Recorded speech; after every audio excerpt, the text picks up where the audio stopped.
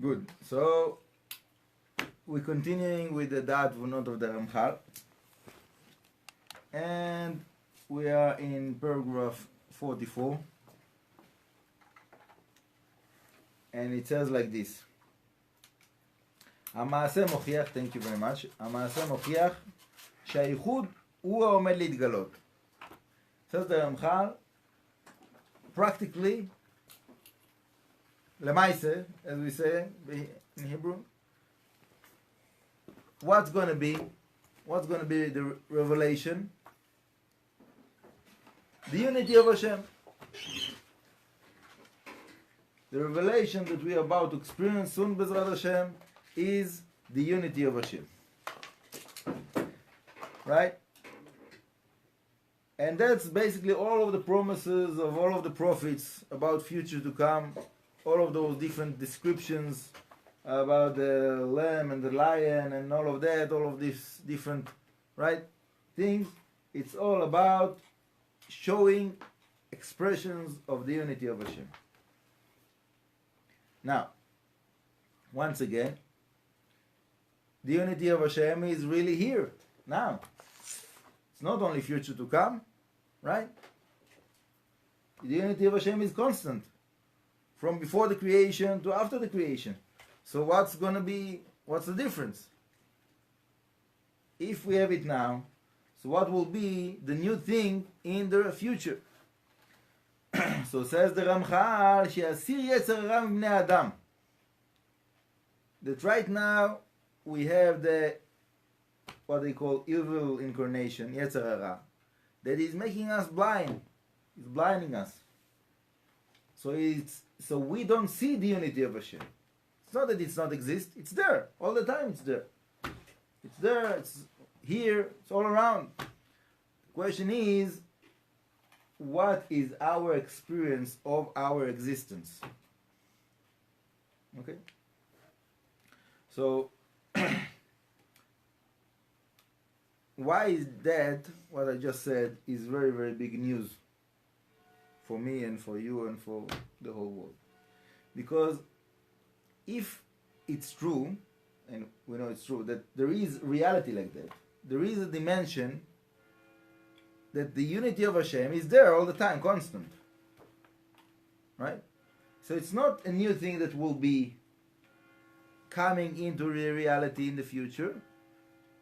It's a truth that is about to be revealed in the future. But the truth is there already. Okay? So, if that's the case, and like I said, we know that this is the case, it means that we can connect to that truth right now. And that's what we're trying to do every time we are meditating. The whole idea of the meditation is to connect ourselves to the unity of Hashem. Okay? So every time we are meditating about an elevation, what is elevation? What is a spiritual elevation? Some people think by mistake, if I will have spiritual elevation, then I will have power to force other people to do what I desire.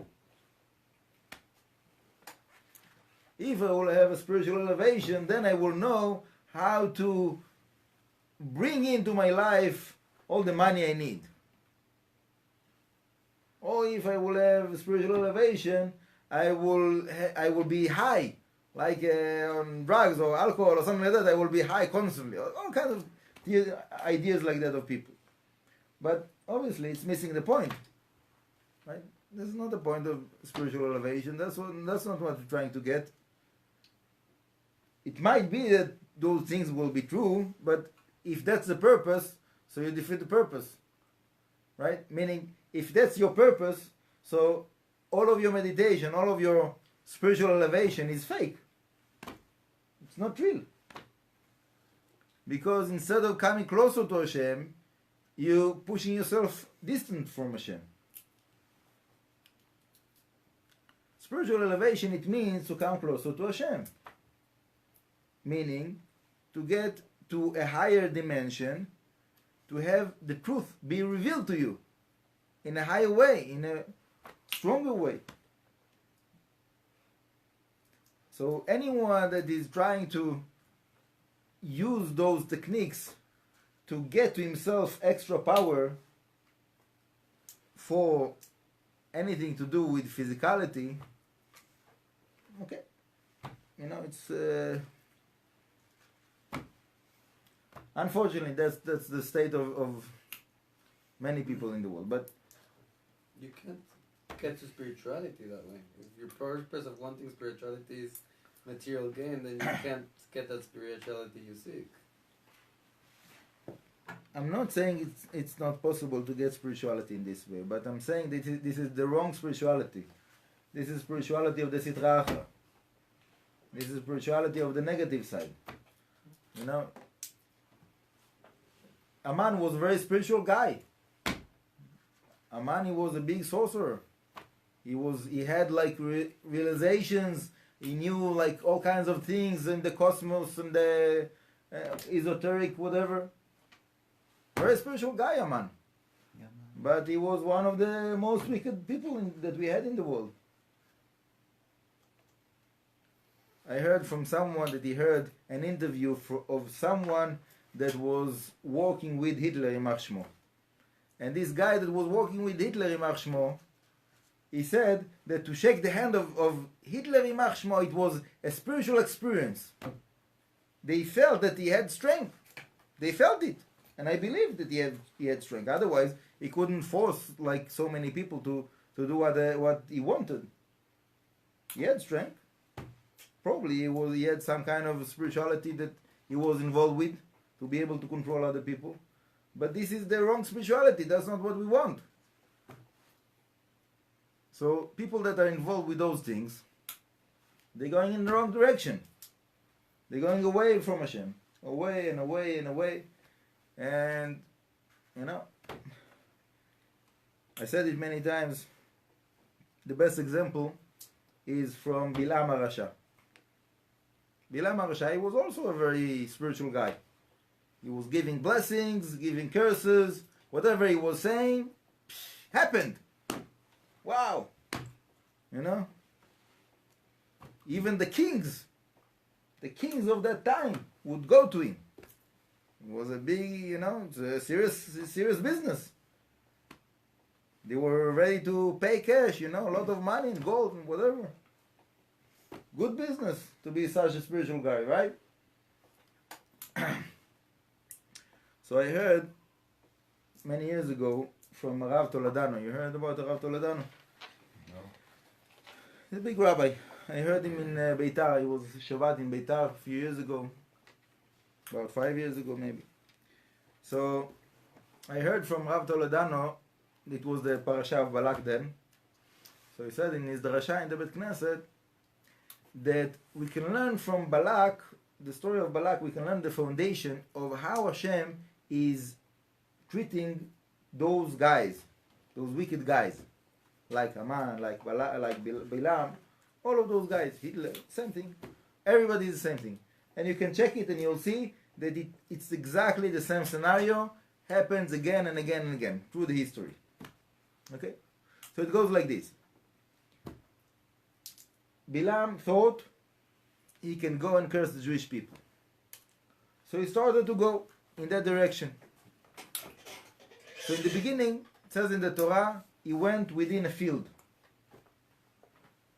Then afterwards, he went in Mish'ol HaKramim, in a path of the vineyards. Then third step, he got stuck, his leg got stuck to the wall, and he couldn't continue. Okay? So think about it metaphorically. What is a field? When you're going in a field, there's no roads. You can go wherever you want. You can go like these, circles. You can go whatever, right? There's no limitation. You're free. You're free. You can do whatever you want, right? So those guys that going in that direction, in the beginning of their journey, Hashem gives them the illusion as if they can do whatever they want.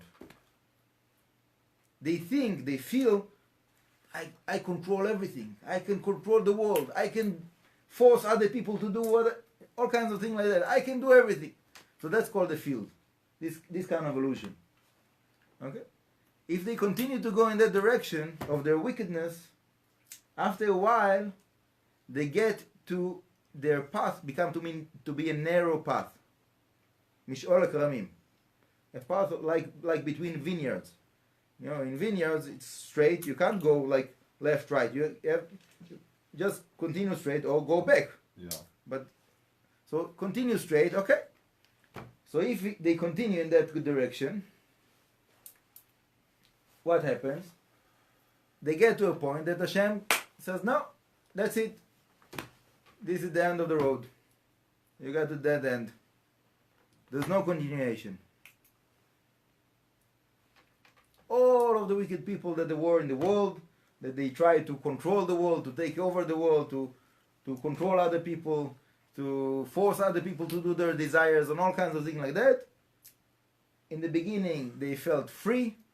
After a while, they got narrow. All of their possibilities became to be very narrow. And if they continue in that way, instead of returning back, then they lost everything. Hashem stopped them, and that's it. In Bilam's case, Hashem wanted to use him to give the blessings to the Jewish people. So he was able to continue, but he was forced to do whatever Hashem commanded him. But in most of those cases, like Haman, like Hitler, like Paro, like Nebuchadnezzar, like whatever, Stalin, all of those, you know, all of those rulers that were trying to take over the world, basically they lost their life. Usually not in such a nice way. So everybody knows that that's what happened, but part of the illusion of the field is that they say, to me it won't happen. I will be smarter. I will be able to outsmart Hashem and, you know, get over all of the obstacles and so on and so forth. That's part of the illusion. So Hashem gives them this illusion to play with until the point that they find out it's not true.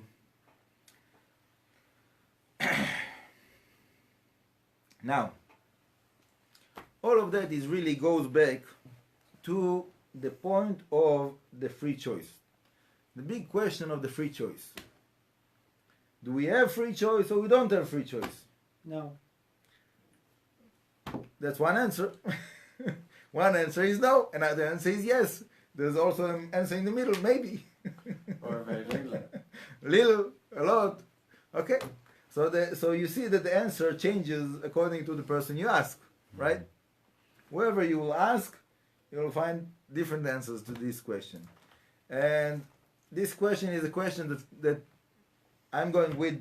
I think that the whole world is going with it question for years, probably from the time of the creation of the world. And all the time people are asking me this question. So, Rabbi, what do you think? Do we really have a choice or we don't have a choice? Can we choose what we want? How can it be? If we can choose, how can it be that Hashem already knows? If he already knows, so it means we can't choose, and so on and so forth, right? So, one answer that I remembered from years ago, that Rabbeinu Bachayei, that he was one of the Rishonim, big Mekubal also, he says that a man in this world will never know if he had a real free choice or he didn't have a real choice. You don't know. For example, let me prove the point. Let's say I'm coming back home after Shacharit, after learning a bit, after Shacharit, whatever, coming back home, and I think to myself, what do I want to eat for breakfast? Seems like I have a free choice, right? I can eat my breakfast with an egg, or without an egg, with salad, without salad, so I have a free choice, right? Yes or no? Yes. No. Seems like it. Tea, coffee, like, what's the problem, right? Amen. Now, if I would tell you, you know why you chose to eat an omelette? Because I planted the thought of eating an omelette in your mind when you were with me in Shacharit. I went into your mind after praying and I planted this idea in your mind that when you get home, you will eat an omelette. If you'll believe me, so what does it mean? That you didn't have a free choice, right? You thought, what do I want? And you chose the omelette. But why did you choose the omelette? Maybe because that was the thought that was planted in your mind. Can you say no? Can you say it's not true? You can't say it's not true, right?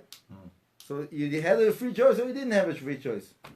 Now everybody will say you didn't have a free choice, right? So who knows from whatever we do, what is things that we chose and what is things that Hashem put in our heart? Would Hashem saying, let's say if it's doing something God forbid bad? Okay, that's a good question, but wait with the question. We'll get to that about negative things. Now I'm speaking about power things. Yeah. Okay, not milkish, not dairy, not fleshy, just power. Anything, basically anything. Yeah, wherever you're getting married with, you have a free choice or you don't have a free choice. Even if you have a free choice, doesn't mean you'll get what you thought you were getting. That's also true. That's also true. So the answer is that there is a spectrum that Hashem gives you to choose from. But you don't have total free choice. Okay? For example,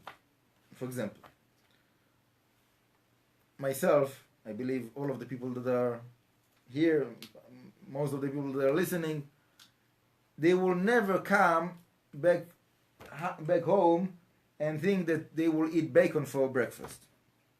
God forbid, right? Why you didn't think about it? It's not a possibility for you? No, it's not a possibility for you. Because you already made some choices, some decisions in your life, so now it became to be that it is out of the spectrum of your free choice. You will not choose it. It's not part of the possibilities that you can think for about. It's not even a question.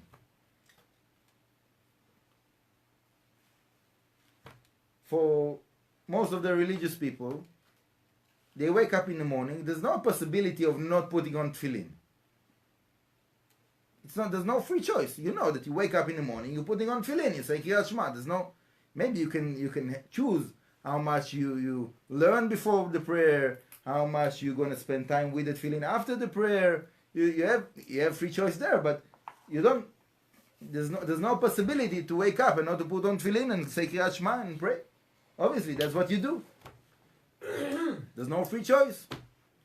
So my answer, my humble opinion, is that the spectrum of the free choice is changing from different people's mind and heart. It changes, but everybody has something of free choice. Not everybody, most of the people. But if it is someone that is very, very righteous, or God forbid, very, very wicked, so those two extreme sides can lose all of their free choice. Like I gave you the example about Bilam, that he got stuck and then he lost his free choice. Hashem used him as a puppet. So he lost his free choice. Eliyahu Navi, in the other side of the righteous, he began to be like an angel. He's like a messenger of Hashem. He doesn't have a free choice now. He says, brought down in the Zohar, that he's like an angel. Hanoch, that became to be Matat, also became to be an angel. Angels don't have free choice. So there is a possibility to lose your free choice. If you are very, very extreme to one of the sides, righteous or wicked, God forbid, you can lose your free choice. So is it good to have free choice, or it's not good to have a free choice? It's good. What do you say? It's good so that you can reach a point where you don't have free choice. Okay, that's a smart answer. What do you say? Yeah, have free choice, you get reward. No, that's You get the part of getting the reward is the reward for doing the right choice. yeah. Yes. So Yeah, I would say it's a good thing to have free choice. what do you say?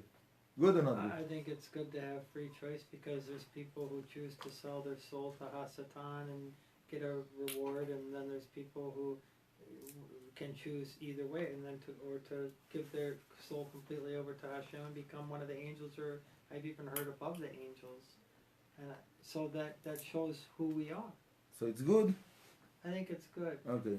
What do you say? I say, would it to be a human being and not have free choice, or to become an angel?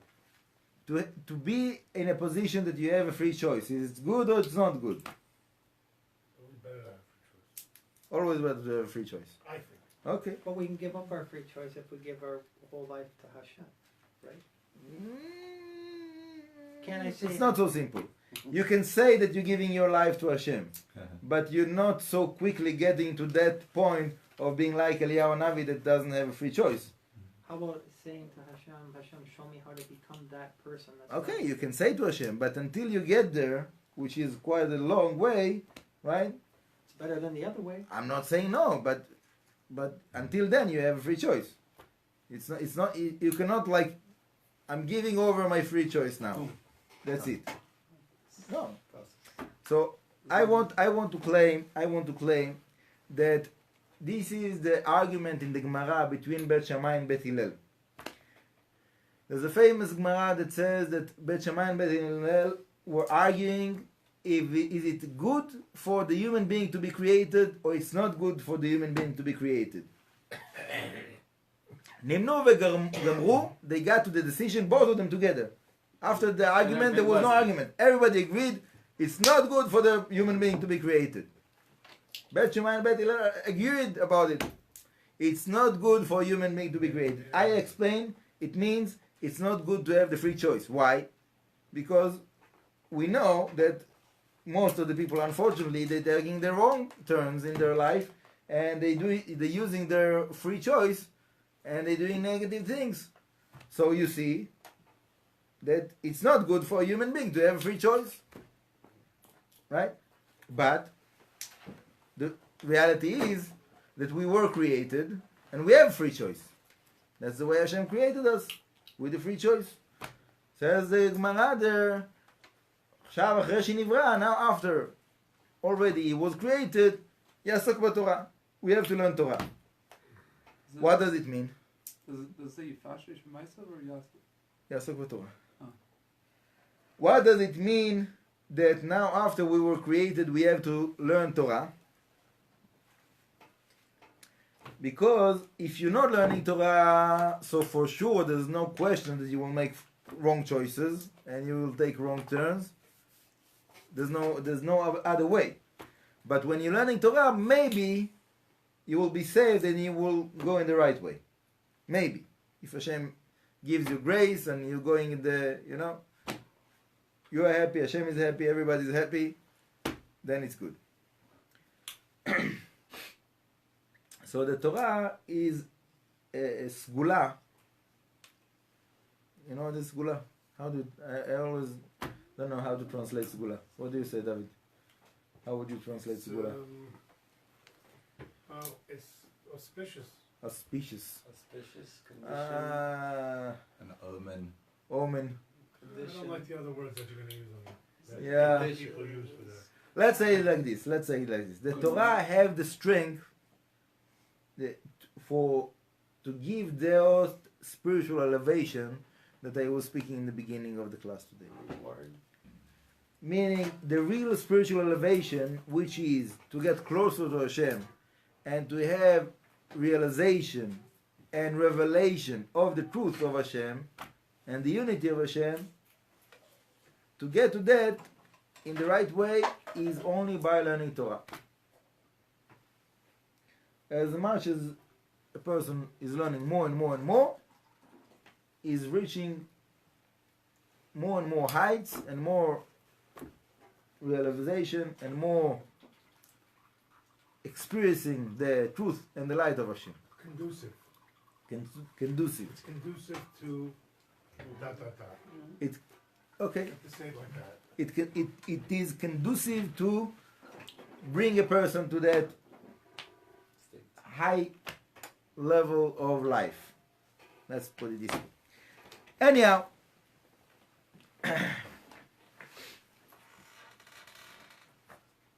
what we want is, once again, to come closer to Hashem, and that our spirituality will be the right spirituality that is giving us that uplift, that we are going in the right direction, in the direction of Hashem, to serve Hashem better, to have more strength, more enthusiasm, more inspiration, to do better, to do good, to bring goodness to the world, to bring tikkun to the world, and so on and so forth. Okay, that's what we want. This is generally what I'm trying to teach and what I'm trying to train myself. And this is the purpose of all of the techniques of the meditations that we did and we do and we will do. It's all about that. Okay? So I'm saying that because there was someone that was texting me in the Facebook that he wants me to teach him practical Kabbalah or something like that. So I want people to know that that's not what I'm dealing with. Okay? That's not what I'm dealing with. I'm not dealing about all kinds of magic and witchcraft and how to force yourself on other people, whatever. For me, it's like children games. It's childish. Anyhow, so now we're gonna do experience of the meditation, and last week we finished all of the sfirot. We went down all the way to the Malchut, and now we want to go up again. Okay, so now we're gonna start the same thing, same process, but we're going from the bottom, from the Malchut, up to the Keter. Okay, and I want to explain before we starting that those two directions of up to bottom and bottom up is two directions that are completing each other. You have to have the two directions. And after you're getting used to that, so you can get to a level that every breath you take, you're going through all of the sfirot. So when you're exhaling, you can go from the Keter all the way down to the Malchut, and when you're exhaling, you can go from the Malchut all the way up to the Keter. So every time you are breathing, you're going up and down all of the 10 sfirot. Okay? And this is, it takes time to build it up, to get practice, to understand the mechanic and all of the concepts that we were speaking about. But it is an important thing to do.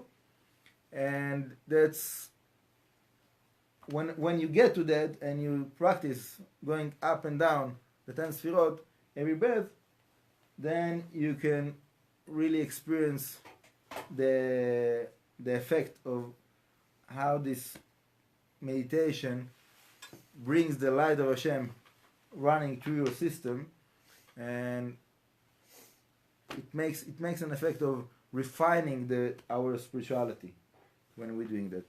And as much as you're getting yourself to be more refined, so this is the real uplift, this is the real spiritual elevation. Okay? To really experience the spiritual elevation, you have to be in this, it's not only mindset, but to be in a state of refinement. Okay, so let's start with the help of Hashem. Get yourself ready, get yourself comfortable, whatever it is that you need.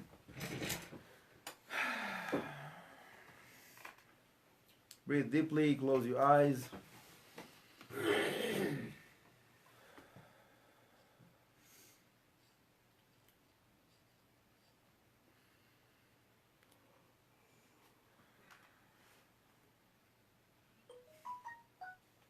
First, think about Hashem.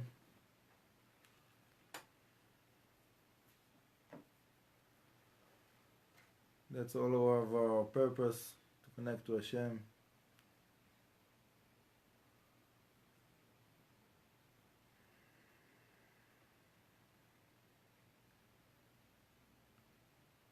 And we're starting with our physical body.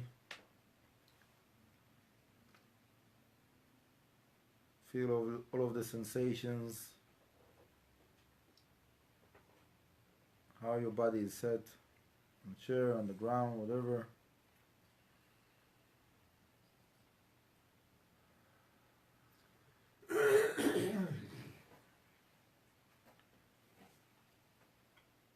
Feel whatever is comfortable, whatever is not comfortable for you.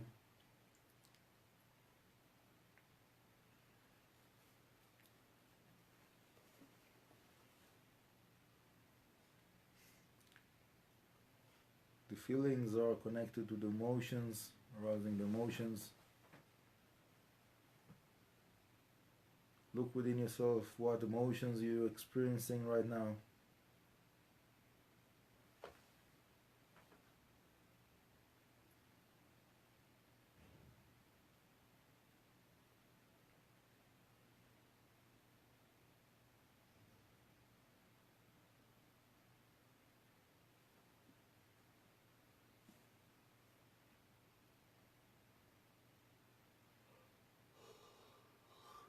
From your emotional body, you elevate to the mental body.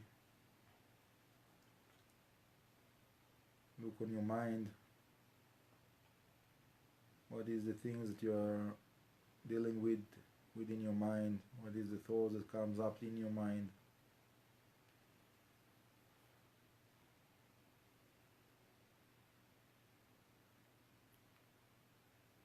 Come to be an observer,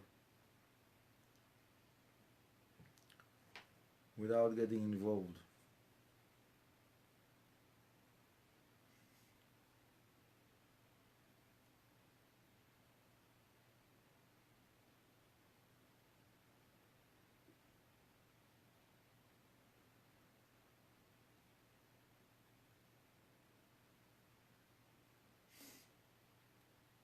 Elevate one step higher above your mental.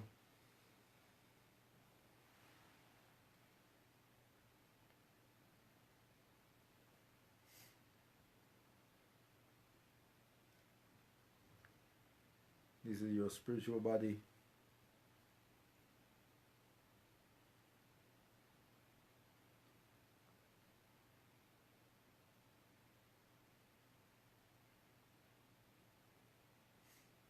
First, you connect yourself to the sphira of malchut of your spiritual body.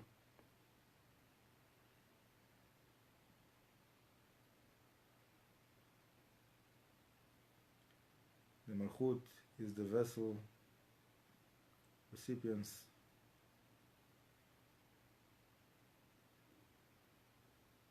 observer,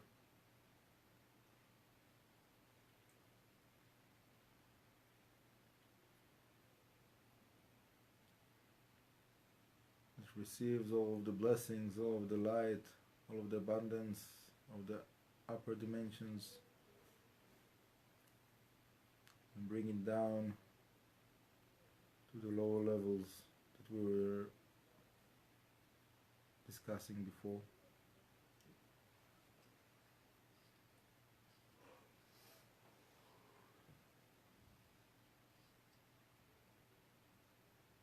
The malchut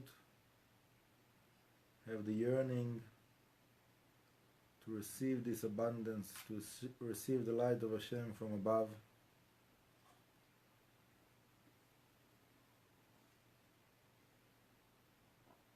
Feel the thirst, the desire to be fulfilled with light.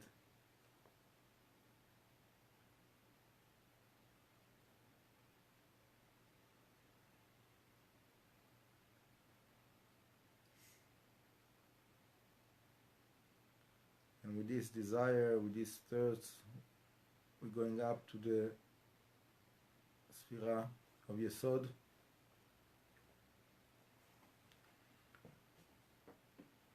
The Yesod is the Sphira that is giving all this abundance to the Malchut. The Yesod is collecting all of the three pillars. The right pillar of the kindness, the left pillar of the judgment, and the middle pillar of the mercy of Hashem. Is combining all of those three to bring it all to the Malchut. It has this quality of the intermediary.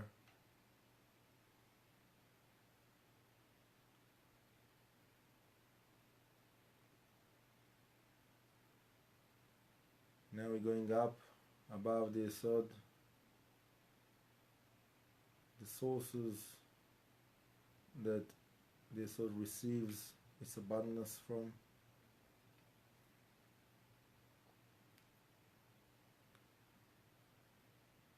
First of all, we have the Sphirot of Netzach and Hod.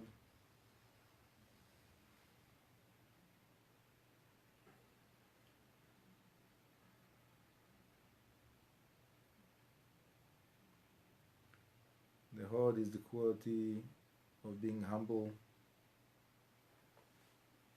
giving thanks, appreciation,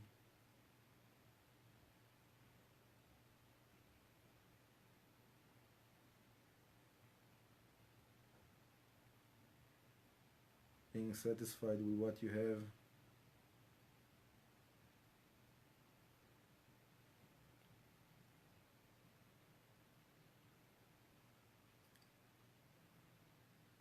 The Netzach, Sphira of Netzach, is going forward, breaking boundaries, pushing more to get to new heights, new achievements.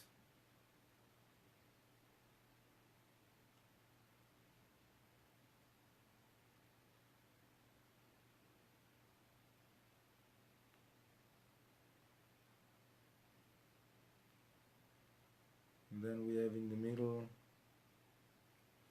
the Sphira of Tiferet,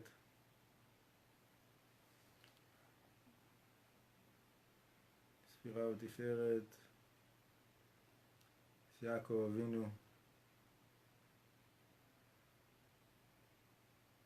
attribute of truth,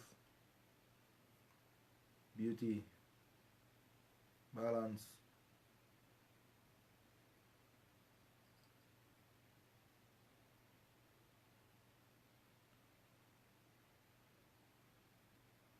The balance between the two sides of the Chesed and the Gvura.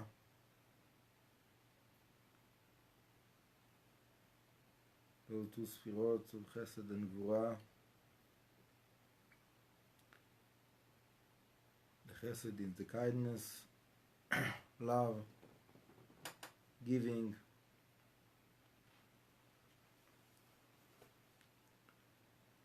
And the Gvura is a restriction, a measurement, the judgment, mightiness, the strength to stop.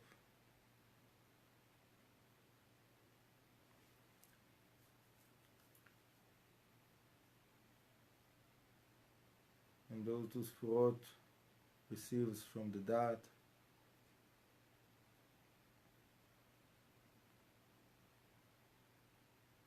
The Da'at is the knowledge, the beginning of our intelligence.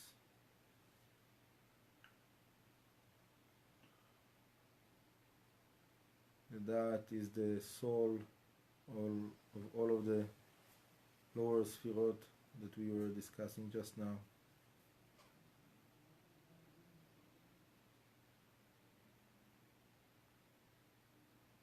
And this is what is the decision making that receives its abundance from the two sides of the mind, the right mind of Chokhmah, wisdom, inspiration, and the left mind, which is Bina, understanding, analytic mind, mathematic mind.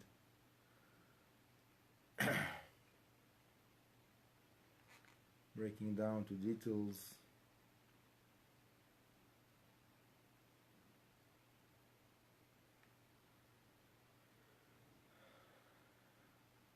We keep on breathing.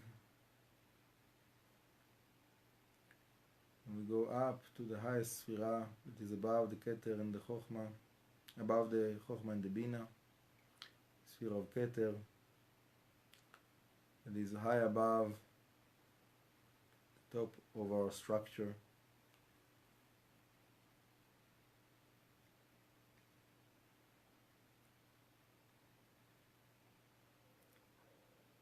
The Keter is the link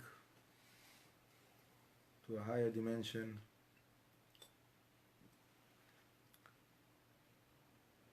The Keter is what brings the light of Hashem down to all of the rest of the Sphirot.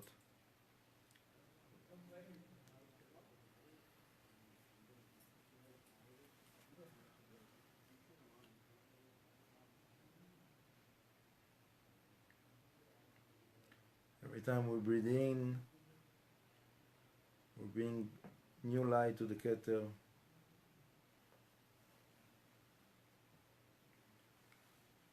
Every time we breathe out, we feel the Keter that becomes to be Malchut again, with the yearning to another elevation.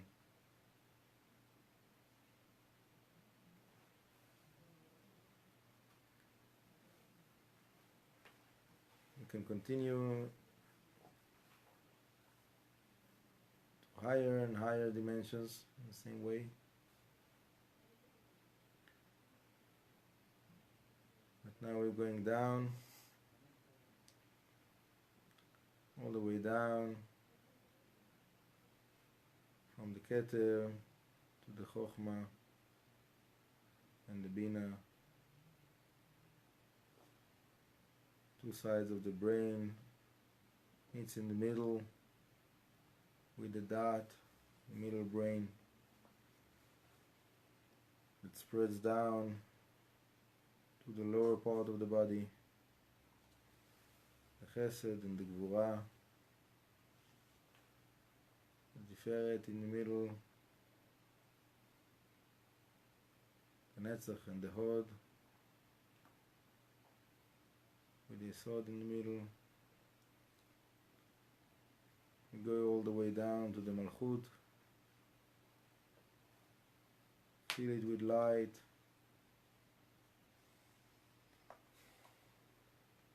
and bring it down to our mental body.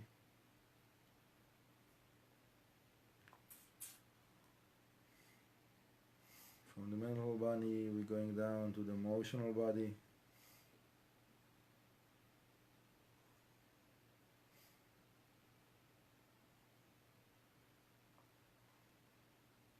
We connect again to the feelings, sensations of the physical body.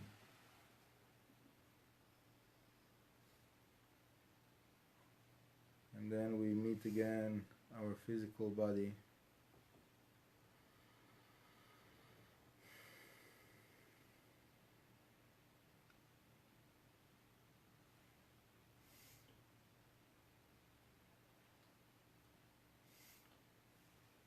slowly bring the movement again to your physical body.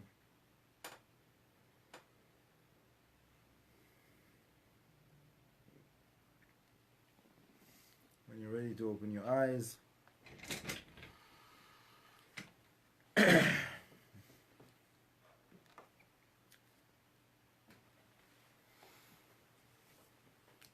welcome back.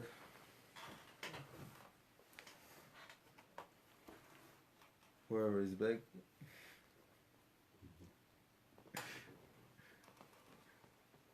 Somebody wants to say something, to ask something, to share something.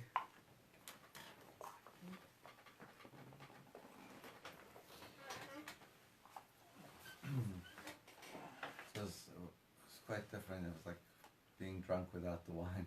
Being drunk without the wine. Okay. I'll take the positive side of that. The positive side of being drunk. Very good. Very good. Baruch Hashem. No, I feel that you have something to say. You don't want to share it? Okay. You don't have to. No problem. I think that there's a big Yetzer Hara. You think that there is a big Yetzer Hara. I know that there is a big Yetzer Hara.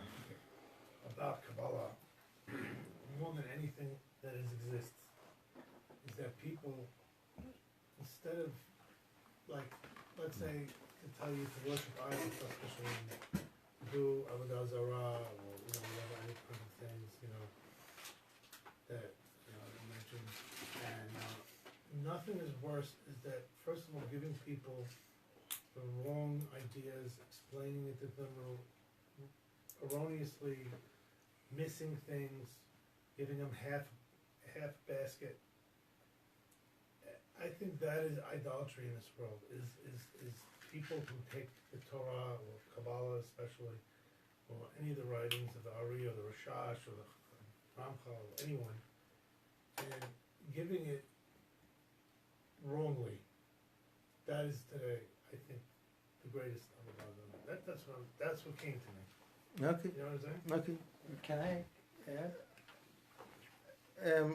It will become to be a discussion that so first of all, thank you very much, all the blessings, and Bezrat Hashem tomorrow we'll continue. תודה רבה.